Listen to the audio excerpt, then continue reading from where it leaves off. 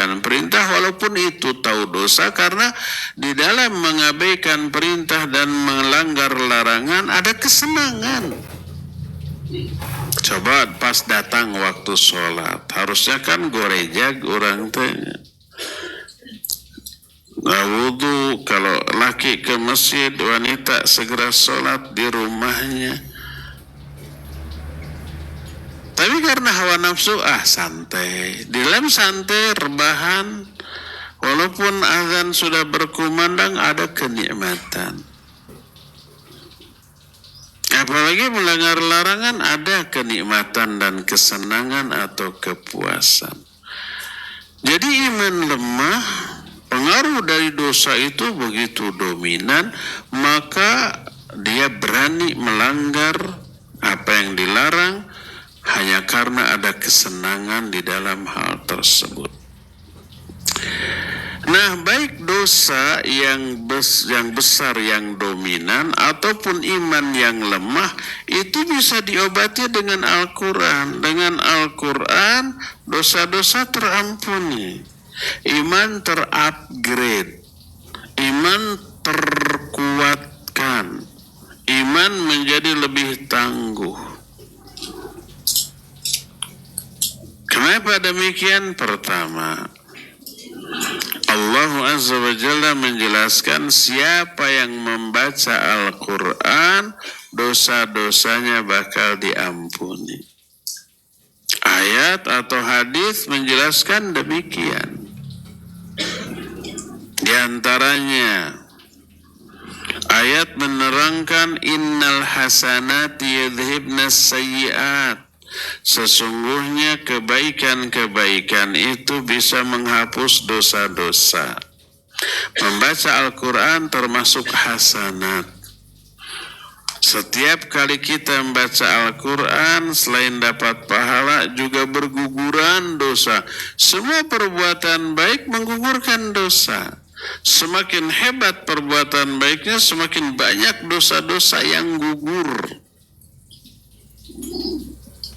Karena itulah maka dengan baca Al-Quran bersih jiwanya, terkurangi dosanya.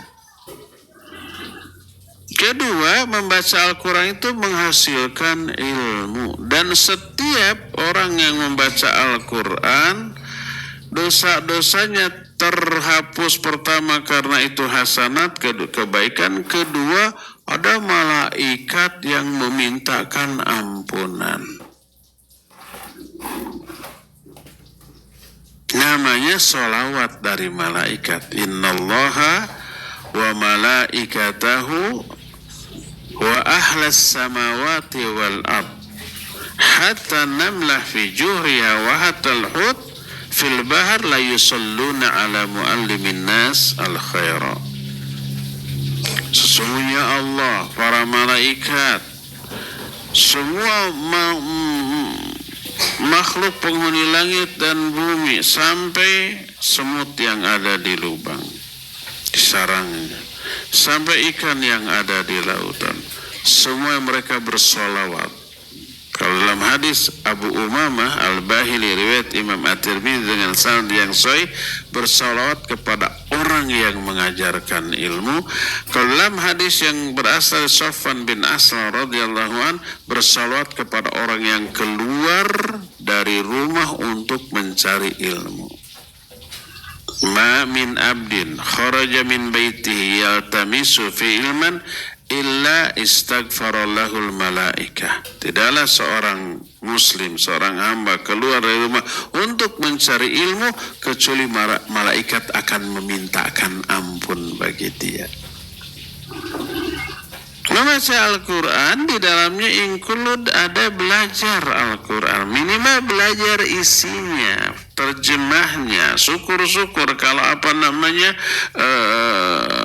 tafsirannya yang lebih mendalam. Maka siapapun yang belajar Al-Quran, membaca Al-Quran, dosa-dosa itu berguguran. Pertama itu hasanat, menggugurkan dosa. Yang keduanya ada doa minta ampun dari para malaikat penghuni langit dan bumi, bahkan binatang-binatang. Semut itu mungkin jumlahnya jauh lebih banyak daripada jumlah manusia. Mungkin semut triliunan. Kalau nggak percaya sok hitung. Lah ikan-ikan yang ada di lautan kononnya percaya aja lah daripada kita harus membuktikan sendiri. Konon bumi ini 2/3 adalah lautan. Hanya 1/3 saja daratan tehnya. Jadi lebih luas lautan, otomatis penghuni lautan jauh lebih banyak daripada penghuni daratan. Ikannya aja mungkin jutaan jenis gitu. Dari mulai yang paling kecil sampai yang paling besar, paus gitu. Semuanya bersolawat kepada orang yang belajar dan mengajar, kepada orang yang baca Al-Quran, mempelajari Al-Quran, itu semuanya bersolawat. Makna solawat mereka adalah istighfar dan tarahum. Selama kita baca Quran, selama kita belajar Al-Quran, selama itu mereka mendoakan Allahumma gfir lahum, Allahumma arhamhum. Terus begitu. Apa akibatnya? Dikabul doa mereka. Efeknya apa? Dosa orang yang belajar berguguran selama belajar. Makanya belajar itu yang lama, biar dosa yang gugurnya lebih banyak. Ketiga, penyebab gugurnya dosa orang yang baca Al-Quran, yang belajar Al-Quran, lebih lama bacaannya, lebih banyak dosa yang gugur, adalah adanya unsur masyaqqah, penderitaan ketika membaca atau belajar mengajarkan Al-Quran. Coba waktu kita Ramadan tadarus, pokoknya targetnya tamat sebulan minimal sekali, ada yang 2 kali, ya. Apa yang terasa? Pegel si ini, haus, serak, terus duduk cangkel, sing siremen, pegel. Itu masyaqqah. Semua masyaqqah, penderitaan menggugurkan dosa, apalagi lahir dari ibadah.